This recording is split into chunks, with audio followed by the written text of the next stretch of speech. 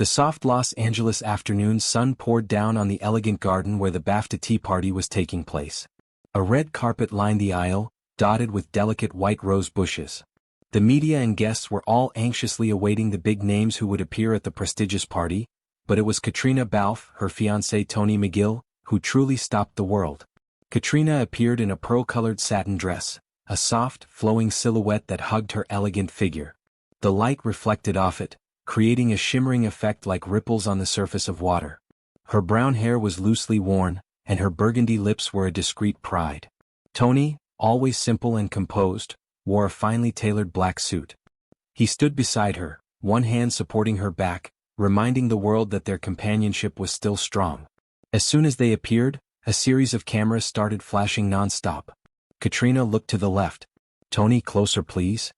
"Caitriona, you look stunning tonight." She smiled, the gentle but self-possessed smile of a woman who is too used to the spotlight. Tony, as always, only stood half a step back, enough to accompany but never to overwhelm. The two of them created a complete image of elegance, peace, and respect. However, everyone knows that between Hollywood couples, peace is always fragile in the face of public opinion. Just a few weeks ago, social media was abuzz with rumors of a distance between the two when Caitriona was busy with promotional schedules and new filming schedules.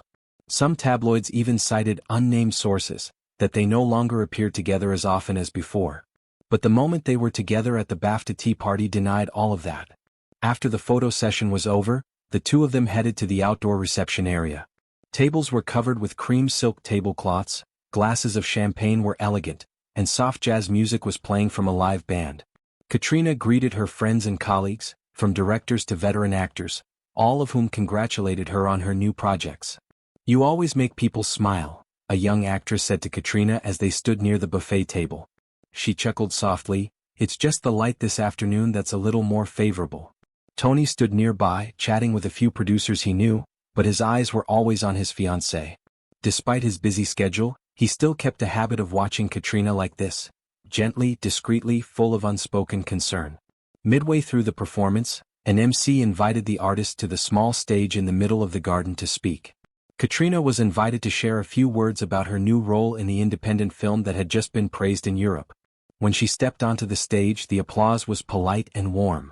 Caitriona spoke in the deep, clear and powerful voice that fans always love.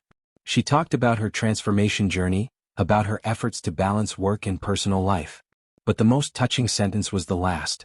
"And of course," she glanced at Tony, "I couldn't have done all this without the people who have always supported me every day." The whole audience erupted in applause, but Tony just smiled slightly, his eyes warmer than usual. He was not a showy person, but pride was evident on his face. After the speech, Caitriona returned downstairs and Tony took her hand. In that moment, the closest photographer caught their gaze, a meaningful exchange of words that said so much.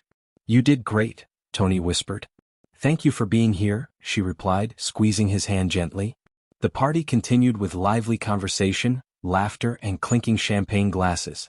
But to the keen observer, what was more striking than Caitriona's elegance was the strong bond between the two, a bond that didn't need to be flashy but was still palpable. As dusk fell, the lanterns overhead came on, bathing the garden in a warm golden glow. Caitriona and Tony quietly walked to the corner of the balcony overlooking the bustling Los Angeles streets below. A gentle breeze blew through the hem of her dress. "Sometimes," Caitriona said, leaning her head on Tony's shoulder, "events like this just feel a little too much. If you want, we can retreat at any time," Tony said softly. "Nothing is more important than your peace." She laughed softly, melting in his sincerity. "No. I just want to be here with you. That's enough." Outside, the guests were still chatting animatedly. But on that small balcony, the world seemed to shrink to just the two of them. No cameras, no lights. Just a rare moment of silence in a life revolving around fame. Before leaving the event, they took a few more photos with friends and partners. On the way to the car, reporters continued to capture the two holding hands. Those photos would quickly spread across social media with the title, "Caitriona Balfe radiant at the BAFTA tea party." Standing next to her was the man who always made her smile. And it was clear that, that night, the radiance came from more than just the fancy dress or the fame. It came from something else, a precious silence, an abiding faith, and a love that was unobtrusive but profound.